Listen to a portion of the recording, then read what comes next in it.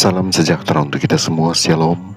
Waktu yang istimewa ini mari kita siapkan hati dan pikiran kita. Kita akan merenungkan kebenaran firman Tuhan. Sebelumnya mari kita berdoa. Bapa Surgawi, kebutuhan kami saat ini ialah hadirnya kuasa Roh Kudus-Mu di tengah-tengah kami. Kiranya Engkau akan mampukan kami memahami firman yang akan kami baca dan renungkan. Di dalam nama Yesus yang indah kami selalu berdoa dan mengucap syukur. Amin.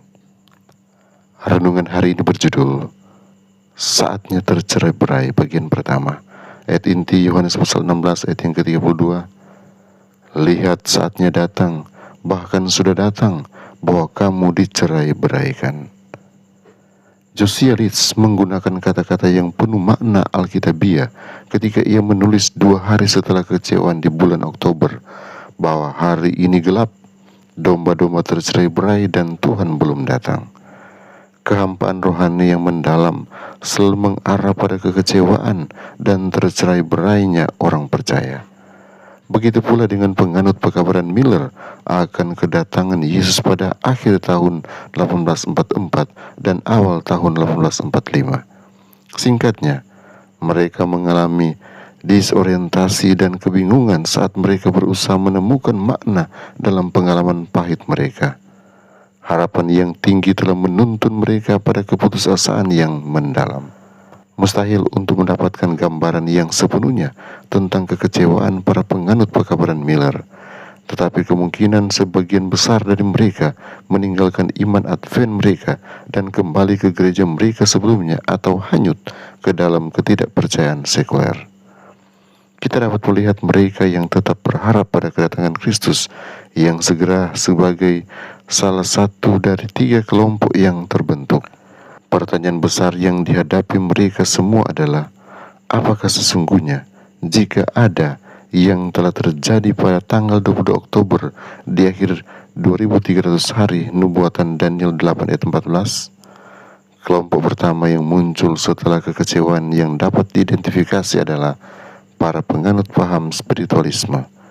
Kelompok Advent ini mengklaim bahwa gerakan itu benar, baik dalam hal tanggal maupun peristiwanya, yaitu Kristus datang pada 22 Oktober, namun kedatangannya adalah secara rohani masuk ke dalam hati mereka, bukan kedatangannya kembali yang secara visual di awan-awan langit.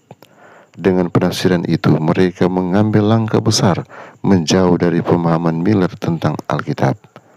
Mereka mulai mengartikan maknanya secara rohani, bahkan menyangkut hal-hal yang jelas-jelas berbicara tentang peristiwa-peristiwa harfiah.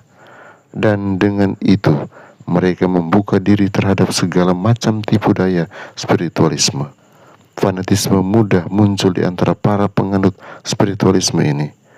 Beberapa menyatakan bahwa karena mereka berada dalam kerajaan, mereka tentu saja tidak berdosa dan bebas dari dosa. Di antara kelompok itu ada yang mengambil suami dan istri yang rohani, yang justru memberi hasil yang sangat tidak rohani. Yang lain berpendapat bahwa karena mereka berada di milenium ke-7, maka bekerja adalah salah. Dan yang lain lagi mengikuti perintah Alkitab bahwa anggota kerajaan akan menjadi seperti anak kecil, membuang garpu dan pisau, makan dengan tangan mereka, dan merangkak dengan tangan dan lutut mereka. Tidak perlu dikatakan lagi bagaimana ledakan antusiasme karismatik melanda jajaran mereka. Ada pelajaran penting bagi kita di sini. Kita perlu berhati-hati dan harus cerdas dalam membaca firman Tuhan. Menyingkirkan makna kitab suci yang sebenarnya berarti membuka diri terhadap bencana rohani. Tuhan Yesus memberkati kita semua. Mari berdoa. Bapa di sorga, terima kasih karena waktu yang indah ini kami boleh gunakan untuk belajar firman. Kami yakini Tuhan akan memberkati kami hari ini. Ketika kami akan melakukan semua aktivitas kami, Engkau akan berikan kami kekuatan dan kesehatan, sehingga kami mampu mencapai sukses sorga. Hindarkan dari hal tidak kami inginkan. Biarlah kami boleh diberkati dengan berkat kekuatan iman menghadapi tantangan di hadapan kami. Kami serahkan penuh kehidupan kami di bawah kendali-Mu. Kasih karunia-Mu, damai sejahtera-Mu melimpah-limpah atas kami dari sekarang, besok, sampai hari Maranatha. Ini doa hamba-Mu dalam nama Yesus. Amin.